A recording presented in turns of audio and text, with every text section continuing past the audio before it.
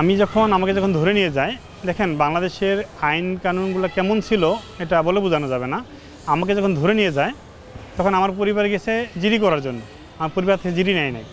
এটা কোন থানায় গেছিল জিডি? এটা ভেতরে শরীয়তপুর ভেতরগঞ্জ থানায় জিডি নেয় নাই। তখন আমার এলাকার মানুষজন সব গিয়ে জড়ো হয়েছে, তখন তারা জিডি নিতে বাধ্য হয়েছে। এর আগে তারা জিডি নেয় নাই। জিডিতে উল্লেখ করেছে যে আমি নিখোঁজ, আমি কেউ নিয়ে গেছে নিখোঁজ, এটা উল্লেখ করা ছিল আর কি। সেই জিডি কপি এখন আমার পরিবারের হাতে আছে এখনও নিখোঁজ। এরপরে যখন আমাদের খুঁজে পায় না, আমাদেরকে এটা সারা বাংলাদেশের প্রত্যেকটা থানায়, ডিবি কার্যালয় হতে শুরু করে প্রত্যেকটা থানা আমাদের খোঁজা হয়েছে, কোথাও আমাদের কোনো সন্ধান পায় নাই। সন্ধান না পেয়ে তারা হাইকোর্টের সামনে আমাদের ফ্যামিলি থেকে একটা সংবাদ সম্মেলন করা হয়। সংবাদ সম্মেলন করার কারণে আমাদেরকে আরও নির্যাতন বাড়ায় দেয়। কেন তারা সরকারের বিরুদ্ধে সংবাদ সম্মেলন করলো, সরকারের বিরুদ্ধে কথা বলে, এটা তো তাদের উপর নির্যাতন বাড়ায় দেয়, মানে আমাদের উপর নির্যাতন বাড়ায় দেয়। এবং আমাদেরকে বলে এই কারণে আমার ফ্যামিলিকে তারা অত্যাচার করবে, তারা ফ্যামিলিকে তুলে নিয়ে আসবে। কারাগারে দেওয়া হলো, সে কারাগারে আমার পরিবার থেকে দেখা করতে গেছে, সেটা হলো 15 দিনে একদিন দেখা করতে পারত, তাও সময় ছিল 1 ঘন্টা। 1 ঘন্টা আগে স্লিপ কাটার পর আমাদের একটা স্লিপ যেতে জেলখানার ভিতরে যাওয়ার পরে আমরা এসে তাদের খুঁজতে দেখলে আধা ঘন্টা চলে যেত, হয়তো 10 মিনিট 15 মিনিট কথা বলতে পারতাম, দেখা করতে পারতাম। তাও একার ডিফারেন্স জালির ভিতরে সেই ছোটো ছোটো ছিদ্র দিয়ে দেখা যেত আর কি। যখন 9 মাস পরে মুক্তি পাই, আমি আমার পরিবারকে ফিরে পাই, তখন মনে হয় যে আমার পৃথিবীর সকল সুখ কিছু আমার কাছে চলে গেছে। আমার তখন 2 বছর একটা ছেলে ছিল, আমার ছেলেটা যখন আমার বুকে জ্বর আমাকে বাবা করে ডাক দিয়ে উঠছে, মনে হলো যেন আমি নতুন জীবন ফিরে পেলাম। মানে এটা যে কী অনুভূতি, পরিবার ছাড়া থাকার, পরিবারের সাথে থাকার যে কি একটা জিনিস, সেটা আমি তখন বুঝতে পারছি যে পরিবার আসলে কী জিনিস। কারাগারে তো আপনি শুয়ে দেখতে পারলেন না আপনার পরিবার, আপনার 2 বছরের যে একটা বাচ্চার কথা বললেন, তাকে শুয়ে দেখতে পারেন না। যখন ফার্স্ট তাদের দেখলেন বা সরাসরি মুক্ত বাতাসে দেখলেন, তখন আপনার অনুভূতিটা কেমন ছিল আপনি যদি বলতেন? যখন আমি আমার পরিবারকে, আমার সন্তানকে কোলে নিচ্ছি, তখন আমার মনে হয়েছে যে আমি জীবনের সকল সুখ পেয়ে গেছি। আমার পৃথিবীতে কিছু দরকার নাই, আমার কোনো টাকা পয়সা কিছু দরকার নেই, আমি আমার ফ্যামিলি ফিরে পেয়েছি, আমার সন্তান ফিরে পেয়েছি, এটা আমার কাছে বড় কিছু। এর চেয়ে বড় কিছু ছিল না। যে নির্যাতন যে জায়গা থেকে ফিরে আসছে, এটা আসলে বলার ভাষা নাই। যে জায়গা থেকে যে অত্যাচার, আয়নাঘর যে আসলে কি যে আয়নাঘর, এটা তো আয়নার যে প্রতিচ্ছবি দেয়, আয়না তো মানুষের প্রতিচ্ছবি দেখায়, কিন্তু আসলে এটা প্রতিচ্ছবি না, এটা মৃত্যু যন্ত্রণা। একটা আয়নাঘর মানে মৃত্যু ঘর। এটা কবরের চাই তো খারাপ অবস্থা, কবরও মনে হয় এরকম সাজা হয় না যত অত্যাচার আমাদের উপর হয় এই আয়নাঘরে। রুটিন ওয়াইজ কি আপনাকে মারা হতো কিনা, নির্যাতন করা হতো কিনা? এটা আমাকে যখন যে একজন অফিসার ছিল, উনি যখন আসতো, উনি এসে ডেকে নিয়ে মারতো, আর শুধু বলতে এটা বলতে হবে, এটা বলতে হবে, বাইরে বলা যাবে না।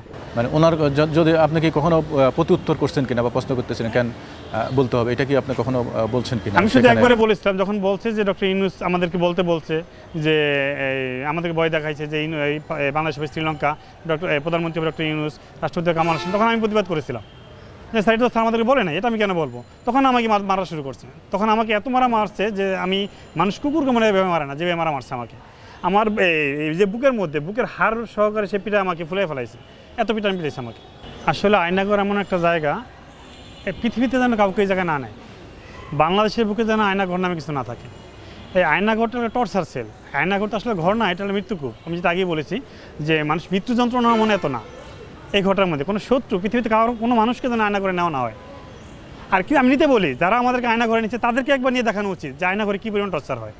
তারা যে আমাদেরকে অমানুষের মধ্যে অত্যাচার করছে, তাদেরকে একবার নেওয়া উচিত যে দেখেন আপনার কি মানুষকে কীভাবে অত্যাচার করছে, তাদের জন্য একবার আয়নাঘর দরকার। দীর্ঘ 9 মাস পর আপনি যেটা বললেন আপনি জামিন পেলেন, এরপর আপনাদের বিরুদ্ধে আরেকটি মামলা দায়ের করা হয়েছিল দুদকে। সেই মামলা প্রধান আসামি ছিল প্রফেসর ডক্টর মোহাম্মদ ইউনূস। এই মামলাটি চার্জশিট হয়েছে 14 জনের বিরুদ্ধে। এই মামলাটি আদালত অভিযোগ গঠন করেছেন, বিচার শুরু আদেশ নিয়ে দিয়েছেন।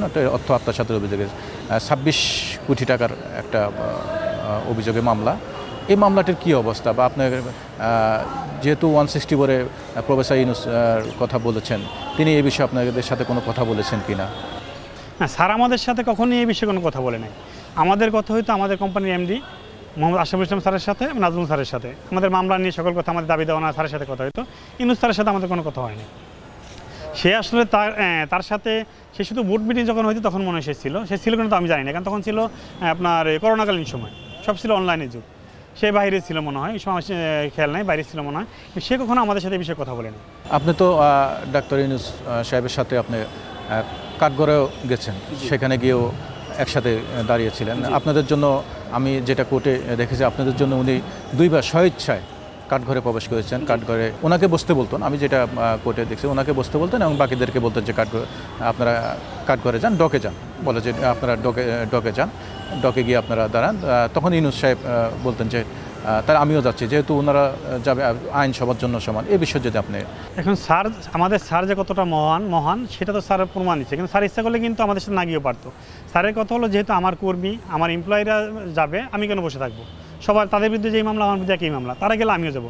আসলে এই ডগটা বলতে কি, আমি মনে করি একটা বিস্তারাধীন অবস্থায় সে তো মানে অপরাধী প্রমাণ হয় না, তাকে কেন এই জায়গায় দাঁড়াতে হবে? যে একজন আসামি যখন সে অপরাধ প্রমাণ হবে তখনই সে অপরাধী, অপরাধ প্রমাণ না হবেন তো কেউ অপরাধী না। তাহলে কেন তাকে করে যেতে হবে? আমাকে যে দীর্ঘ 6 মাস রাখা হলো, আমাকে 9 মাস জেল খাটতে হলো, আমি তো এখনও অপরাধী প্রমাণ হয়নি। তাহলে আমার যে 9টা মাস আমার জীবন থেকে চলে গেল, এই 9টা মাস আমাকে কে ফেরত দেবে?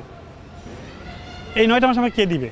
আমার জীবন, আমার যে আত্মসম্মান, আমার এলাকায় যে সম্মান নষ্ট হলো, সারা জাতির কাছে আমাকে যে ছোট করা হলো, এটার দায় কে নিবে? মামলাটা সর্বশেষ অবস্থা যদি বলতেন। মামলাটা সর্বশেষ আমাদের মহামান্য জজ কোর্ট থেকে বলা হয়েছে যে আমাদের মামলাটার সাক্ষ্যগ্রহণ শুরু হবে, আমরা চার্জশিট গ্রহণ করছি, সাক্ষ্যগ্রহণ শুরু হবে। আমরা হাইকোর্টে আবেদন করছি যেহেতু আমাদের বিরুদ্ধে যে অভিযোগ সেটা ভুল, সেটা বানোয়ার, তাই আমরা যেহেতু কোনো এমপ্লয় তাদের বিরুদ্ধে অভিযোগ করে না। আমার কথা হলো কোনটা, যে আমাদের কোনো এমপ্লয় যদি দুদকে কমপ্লেন করতো যে তাদের টাকা আমরা আত্মসাৎ করেছি, তাহলে তারা আমাদের বিরুদ্ধে মামলা করতে পারতো, তদন্ত করতে পারতো। কোনো কমপ্লেন নাই, কিছু নেই, তার কিসের ভিত্তিতে আমাদের মামলা করলো? আর এই মামলা তো কোনো ভিত্তি নাই, সেহেতু আমরা হাইকোর্টে গিয়েছি যে আমাদের বিরুদ্ধে যে মামলা, যে চার্জশিট দেওয়া হয়েছে এটা মিথ্যে। হাইকোর্টের চলমান আছে এবং এখানে সাক্ষীকরণের জন্য রাখা হয়েছে। ইনশাল্লাহ আমি আশা করি যে হাইকোর্ট থেকে আমাদের যে মিথ্যা বানোয়ার এই মামলাটা খারিজ হয়ে যাবে, এই মামলা আমাদের বিরুদ্ধে থাকবে না ইনশাল্লাহ। জীবনের সাথে চলে hi-fi, all time healthy life। নিশ্চিন্তে খান স্বাস্থ্যকর অল টাইম পান, অল টাইম হেলদি লাইফ।